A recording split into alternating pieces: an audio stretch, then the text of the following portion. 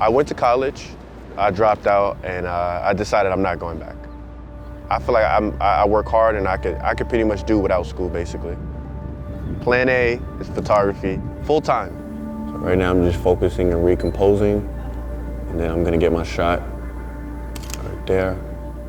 This is actually like a memorial/museum. It's so convenient for people like me to come here as a photographer and take pictures. All the lines are consistent with each other, but certain lines are getting shorter and shorter and shorter, so it's like kind of like a pattern. I'm not really good at math. You know, I never took geometry or anything, but I like lines a lot, you know.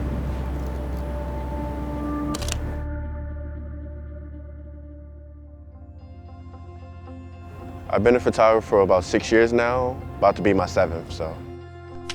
I got into photography like almost like by accident.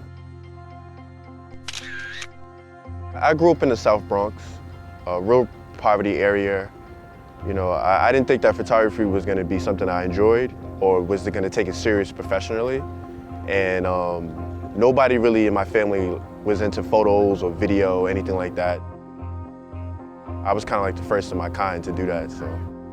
I never studied photography. Like I didn't know what a good camera was. I just purchased any camera and I used any of the stock lenses that came with the camera, and I just started shooting, and it was all trial and error. And since the 6 years I've been doing it, I learned so much.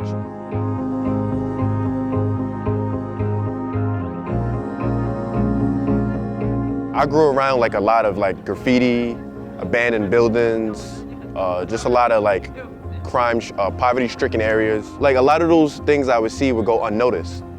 And as I became a photographer in my career, I started to photograph just different things that people don't really notice on a day-to-day basis. And I look at photography as like everything's subjective. Like I might like something, you might not like something, but nobody's never taught me anything. My family, I mean, I don't really think they support me as much. I use that as motivation to continue to just capture the essence of New York City. Like that. Smile for me, Aurora.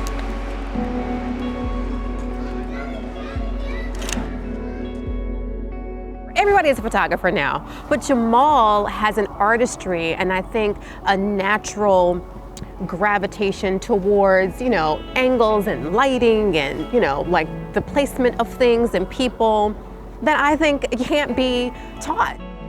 I think that it is like this hidden gift that nobody would have ever known about. Jamaal and I met when he was placed in foster care at the agency that I work with, and he was the youngest of 3 siblings who were placed in foster care at the same time. And when I first met him, he was very much a kid. He wasn't, you know, even a teenager. What I remember most is that he did not have any relationship at all with his parents, and he didn't want one. That's what he said out loud. If he needed something, he could call his father, but there was no like real bond. His mother, she was an addict. I'm not sure if it was drugs or alcohol. You know, I would wake up sometimes early in the morning and I would find like a cracked pipe or, you know, like a syringe needle. I don't know if she shoots up drugs or she was smoking it, but I know that crack was definitely like something that she would do on a consistent basis every day. You know, she would abuse me. She would abuse my older siblings, physically, mentally. And it would be times where like when I get out of school, I don't want to go home. Like I would just go play in the playground or whatever, because I know that when I get home, I'm gonna get abused, basically. It's to the point where it's like torture, you know what I'm saying? And like I didn't want to live with her, so you know, I ran away. I ran from home.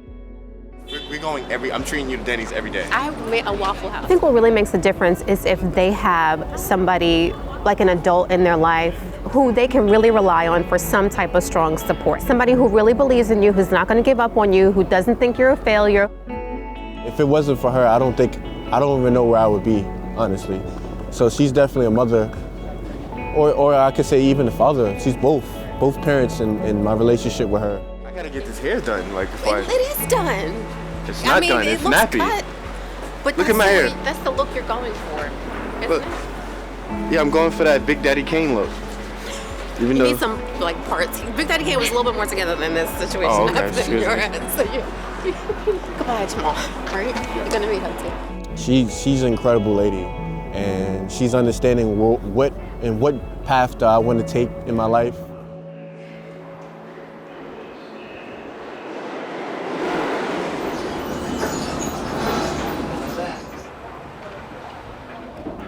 Right now we are at 125th Street, Harlem. It's quiet, and you just get good shots, you know? When I take a shot, I think of what's gonna catch somebody's eye. Like, the most important thing to me is composition and framing. And the first thing you think about when you come here is like the lines that go up, and then like the escalators going up, so everything seems like it's just upward.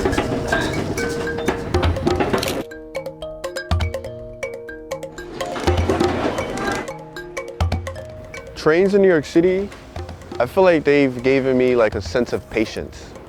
And I feel like I'm in a meditating state where like I wait for shots sometimes when the trains are coming and going. I just like the gritty nature of like the transit system, basically. You know, some of the most dirtiest train stations in the Bronx. I don't live there anymore, I live in Manhattan now, but I'm always gonna have some sort of ghetto-ness to me.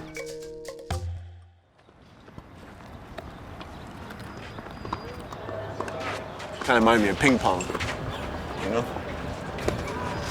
But that's a white man's sport, you know? I play ball, you know what I'm saying?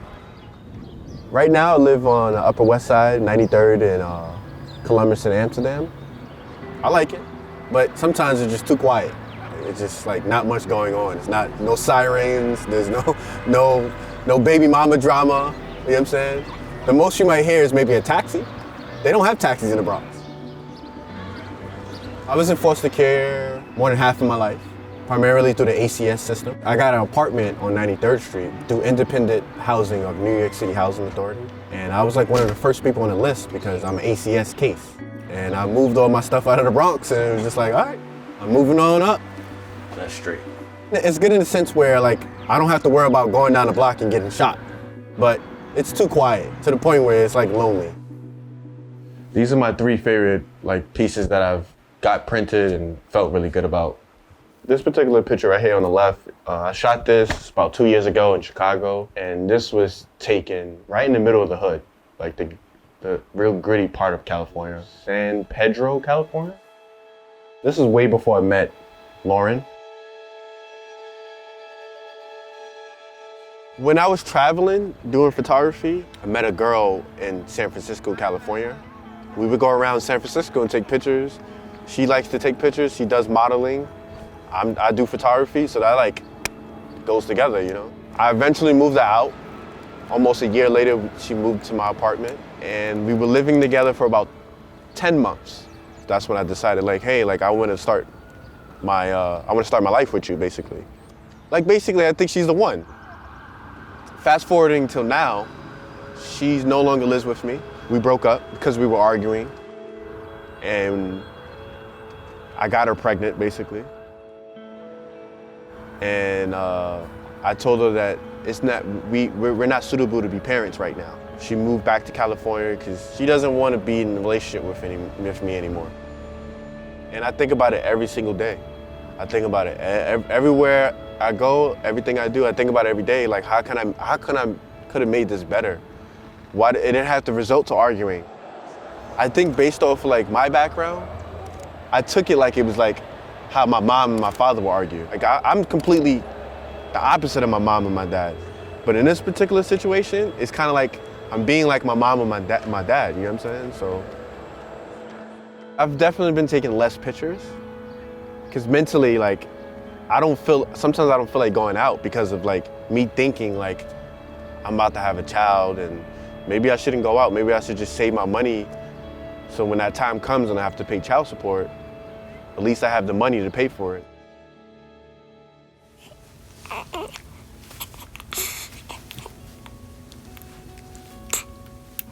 I went to go visit my daughter in California. It was a crazy experience. It's my favorite picture that somebody's ever taken of me in my life. She just feels really comfortable. I feel really comfortable. We feel like we're attached to each other. And for the first time, I got to hold my child. You know, and when I went out there, I actually took a few photos of her. You know, when she was sleeping, you know, I put a crown on her head. I needed some sort of prop that's gonna basically complement who she is. She's a queen, she's a princess. That was something I wanted to implement into the picture. This is what peace is all about right here. Right now, she's not dealing with life. She doesn't even know who I am right now. Like, I want to photograph her every single day. And to see that I'm not doing that, it can be very depressing, you know? I feel like I'm going in the same direction as my father. I don't know when the next time I'm gonna see my daughter, honestly. I don't. I tell him that you have a responsibility. You can't choose. I know your father chose. Lots of fathers think they have a choice, but who, in the end, who suffers? And how much richer could your life have been had your father been more stable, or could, you know, been the father that you imagine him being? I mean, it is what it is. She's here now. If I can at least be able to support her now that I have a full-time job, that's kind of the way I'm looking at it now.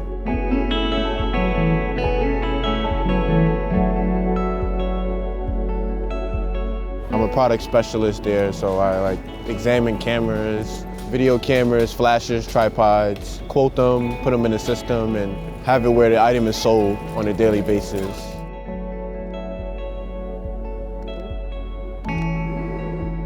I feel like there is no choice. You have to be a father. For a child to grow up knowing that they are loved and cared for by their parent, every person deserves that. It's gonna get rough. It's not gonna get any better than this, because I'm not gonna move out to California. It's a lesson to be learned.